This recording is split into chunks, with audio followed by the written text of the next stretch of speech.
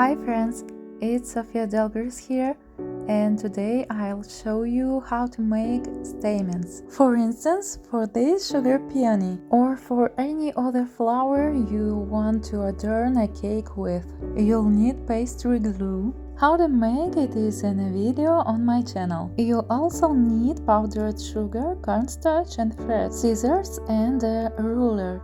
Measure a thread 21 cm long and cut 12 pieces of what length.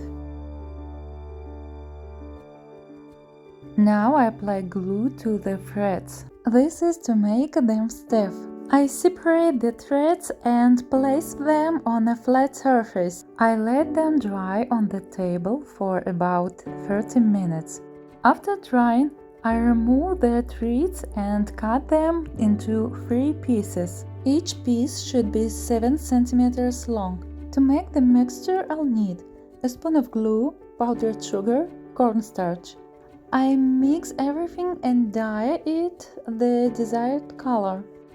Then I take a pastry bag or a resealable bag and fill it with the mixture.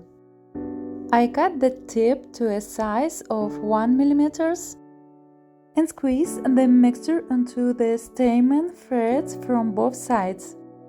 I move them to a stand to dry. I made it with Legos. The stamens should be 1 cm apart from each other, and the ends should be hung in the air. This is so they don't stick together.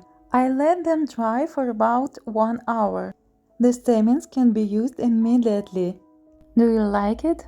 Thank you for your attention. Head over to my channel and check out other videos on sugar floristry.